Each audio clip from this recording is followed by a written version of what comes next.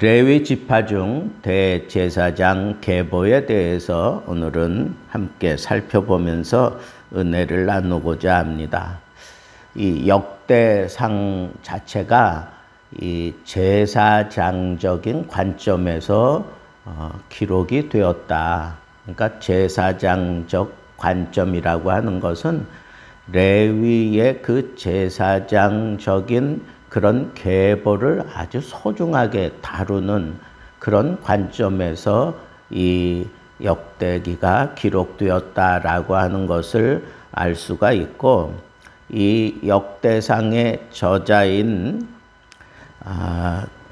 그 에스라 역시 이 레위 지파의 후손입니다. 그러니까 어쩔 수 없이 그 제사정적인 관점에서 이 이스라엘의 역사 그리고 하나님의 그 섭리를 그렇게 들여다보고 있다라고 우리가 생각할 수가 있습니다. 레위가 누굽니까? 야곱의 셋째 아들이고 레아를 통해서 나온 그런 아들이죠. 그런데 이 레위가 이렇게 대제사장이 되기까지, 그러니까 제사장이 되기까지 그에게 아주 크게 두 사건이 있습니다. 그 첫 번째 사건은 우리가 잘 아는 대로 이 세겜성 그 사건이죠. 자기 누이 디나가 욕보임을 당하고 돌아왔을 때 그 성사람들을 의도적으로 다 할례를 받고 누워 있게 만들고 그때를 틈타서 가서 주동적으로 그 성사람들을 죽인 그 장본인 중에 하나가 바로 이 레위입니다. 그래서 야곱이 이렇게 49장 창세기 49장에서 저주하는 기도를 하죠. 그래서 이스라엘 가운데 흩어져서 사는 그런 저주를 받게 됩니다. 그래서 시므온도 마찬가지고 이 레위도 마찬가지고 이렇게 흩어져 사는 그런 족속으로 전락되는 그런 저주를 받았지만 출애굽할 때 이 광야에서 그 금송아지를 만들어 가지고 모세가 대노하고 하나님이 대노한 그런 사건이 있었어요.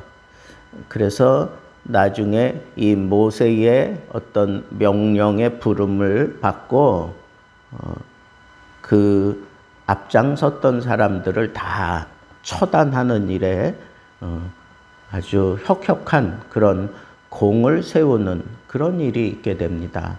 그때 비로소 제사장의 직분을 담당하게 되는 그런 지파로 그렇게 선정이 되고 축복을 받게 됩니다. 그런데 그 요단 서쪽의 그 지파들을 소개하기 전에, 그러니까 가나안 땅에 들어가서 거기서 그 제비를 뽑고 그런 이 지파들을 먼저 이렇게 소개해도 괜찮을 것 같은데, 이쪽 요단강 동쪽에 있는 이 지파를 먼저 소개하는 것도 결국은 이 제사장적인 관점에서 이 흐름을 보고 있기 때문에 어쩔 수 없이 이쪽을 먼저 다루고 있다라고 생각하고 우리가 받아들여야 되겠고, 이 본서가 그러니까 역대상이 바벨론 포로 생활에서 돌아온 이스라엘 백성들로 하여금 하나님이 다스리는 신정 국가를 회복하고 그리고 만국 중에 이 제사장 나라가 되도록 촉구하기 위해서 기록했다고 볼 수 있기 때문에 먼저 다루는 것이 옳다라고 생각해서 이렇게 요단강 동쪽에 있는, 특별히 이 제사장을 감당하는 레위 지파를 아주 소중하게 그리고 아주 소상하게 기록하고 있다라고 우리가 생각해 볼 수가 있습니다. 그래서 우리도 이 레위 지파가 이스라엘 전체에 끼치는 그 영향력을 우리가 집중해서 볼 수 있어야 되고, 오늘날 우리들도 마찬가지예요.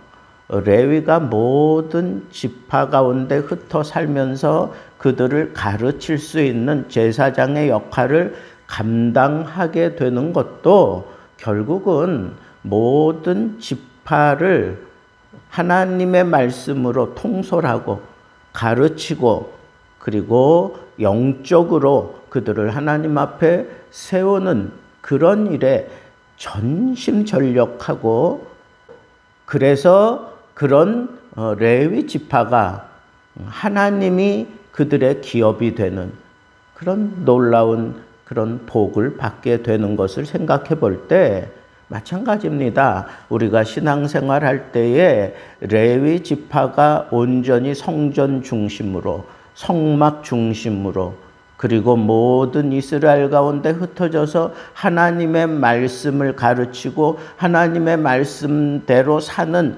그런 모든 것들을 앞장서서 보여주었던 것처럼, 우리도 이런 영적인 생활을 앞세우고 이런 구별된 그런 생활을 하게 되면 세상에 내 기업이 없을지라도 내가 당당하게 살아가면서 하나님이 책임져 주는 사람이 될 수밖에 없는, 하나님이 나의 기업이 되는 그런 놀라운 그런 영적인 은혜를 바라보며 우리가 하나님 앞에 이 영적인 그런 경건 훈련과 경건의 그런 능력을 얻기 위해서 발버둥 치는 삶을 우리는 살아가고 있고, 성전 중심의 그런 믿음 생활을 통해서 이런 것들을 구현해 나가고 있다라고 하는 것을 우리가 생각해 볼 수가 있습니다. 특별히 이 다른 성경에 나와 있는 이 레위의 그런 가계도가 있는데, 거기에는 있지만 오늘 본문에는 생략된 사람들도 있습니다. 그거는 왜 그러냐 하면 아론과 그 아들 엘르아살의 계통을 잇는 정통성을 따져서 그 후손들의 이름만 기록했기 때문에 그런 겁니다. 다윗 시대의 대제사장이었던 그 엘르아살의 그 형제인 이다말의 후손인 그리고 솔로몬 왕위를 아도니아에게 넘겨주려는 그런 죄를 범하다가 제사장 직분이 박탈된 그런 아비아달이 있어요.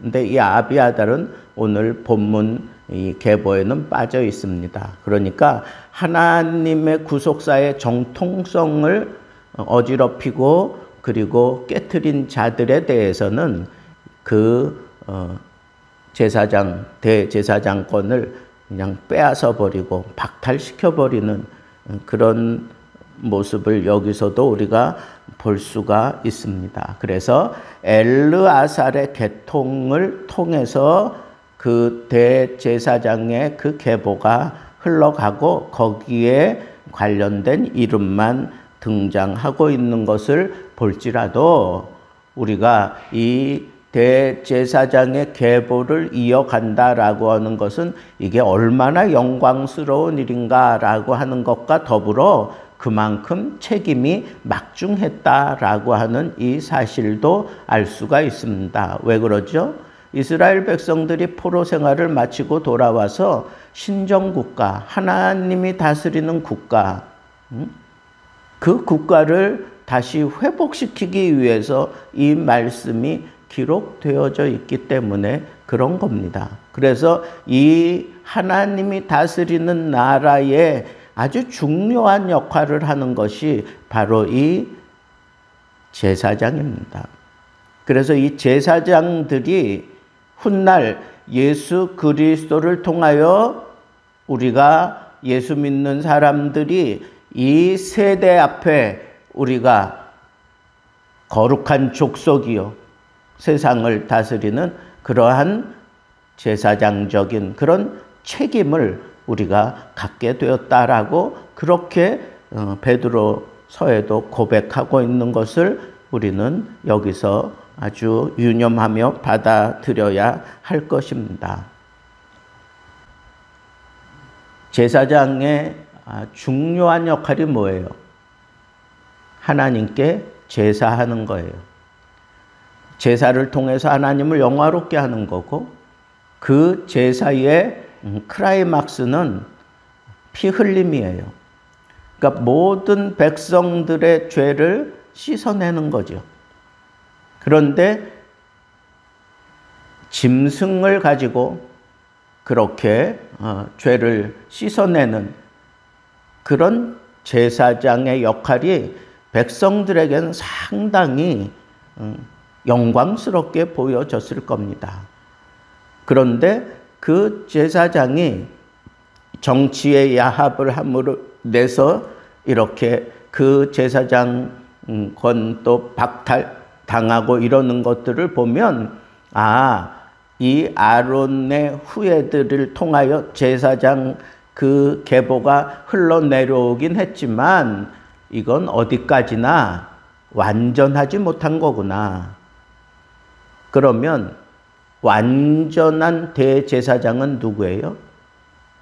히브리서에 있는 히브리서에 밝힌 것처럼 우리의 영원한 대제사장은 바로 예수 그리스도예요.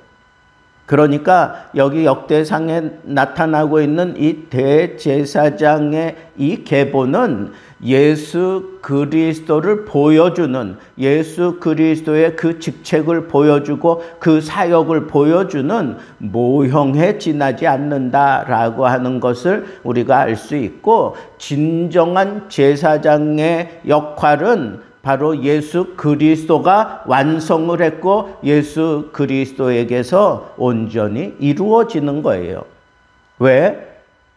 제사장의 클라이막스는 피 흘림인데 동물의 피로 하나님의 노를 잠시 가렸다면 죄 없으신 예수 그리스도가 모든 인생들의 죄를 홀로 짊어지고 십자가에서 피 흘려 주심으로 인하여 영원히 하나님의 노를 덮어버린 이 놀라운 역사는 예수 그리스도가 할 수밖에 없고 예수 그리스도가 바로 그 일을 위하여 이 땅에 오셨기에 히브리 기자는 그를 대제사장이라고 그렇게 표현을 하고 예수님께서 모든 인생들을 위한 대제사장 역할을 감당했고 지금도 감당하고 있으며 그 예수 그리스도의 피 흘림을 받아 구속함을 받은 우리들은 세상 앞에 하나님의 통치 속으로 돌아오라고 그렇게 부르짖는 그런 제사장의 역할을 감당하는 제사장인 것을 이 만국 앞에 제사장인 것을 우리들이 꼭 마음에 명심하고 우리는 제사장답게 살아야 돼요. 제사장답게 사는 것은 두 가지입니다. 첫째는 아론의 그 세 아들이 그 언약궤를 중심으로 그 직분을 담당했어요. 첫째 아들이. 둘째 아들은 성막 안에 있는 기구들을 담당을 했어요. 그리고 마지막 셋째 아들은 그 외에 성막을 옮기고 그리고 그렇게 또 기둥을 받고 세우고 하는 그런 일들을 했어요.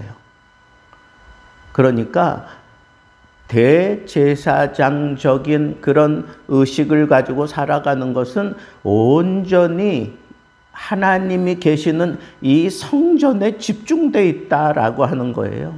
그러니까 우리가 이 세상에 제사장으로 제대로 살아가는 사람이라면 성전 중심의 생활을 할 수밖에 없다는 거예요.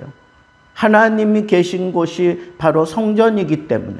그래서 이스라엘 백성들이 그 광야 생활을 할 때나 그리고 포로기 생활을 할 때에도 늘 예루살렘을 그리며 그렇게 하나님을 바라보는 그런 삶을, 그런 모습을 보여주는 것은 거기 하나님이 계신다는 의식이 있기 때문에 그래요. 그것이 어딥니까? 여호와의 궤가 있었던 하나님의 성전이란 말입니다. 하나님의 성전. 그래서 우리는 제사장적으로 산다는 건 이렇게 하나님 성전 중심으로 사는 겁니다. 두 번째는 제사장은 하나님의 뜻대로 모든 것을 맞추고 살아가는 거예요. 그래서 세상에 기업이 없어요. 세상에 그 어떠한 그런 기업을 추구하지 않아요. 오로지 하나님이 나의 기업이에요. 그러니까 하나님이 책임져 주는 사람이고 그 하나님이 책임져 주는 것을 믿고 눈에 보이지 않을지라도 하나님 앞에 최선을 다해서 살아가는 그런 모습으로, 한마디로 하나님만 바라보며 살아가는 그런 모습을 통해서 세상을 다스리는 그런 역할을 하는 것이 제사장적인 믿음입니다. 하나님의 나라를 이 땅에 실현하기 위해서 제사장이 필요했고, 그리고 만민에게 이런 거룩한 예수 그리스도의 그 피 흘림의 구속의 사역을 통하여 우리가 살아간다라고 하는 것을 보여주기 위해서 제사장이 필요한 것처럼 우리가 제사장적인 믿음을 가지고 산다고 하는 것은 하나님을 나의 기업으로 삼고 하나님이 나를 책임져 주신다고 하는 믿음을 가지고 세상과는 다른 그런 목표와 세상과는 다른 생활 방식을 가지고 영적으로 하나님을 추구하며 살아가는 그런 모습으로 살아갈 때 세상을 다스리게 된다고 하는 이 깨달음, 이 교훈을 우리가 가슴에 담고 우리도 예수 그리스도의 피로 구속함을 받아 제사장 나라고 제사장의 역할을 감당하는 그런 하나님의 백성임을 자각하면서 하나님 안에서 언제나 하나님을 기업 삼고 하나님이 책임져 주시는 줄 믿고 우리는 하나님 앞에 영적으로 도전하며 사는 동안 세상을 다스릴 수 있는 그런 은혜가 우리에게 주어지는 것을 만끽하며 살아갈 수 있는 지혜롭고 거룩한 이 시대가 바라보는 제사장의 계보를 이어가는 하나님의 거룩한 백성들 되기를 우리 주님의 이름으로 축복합니다.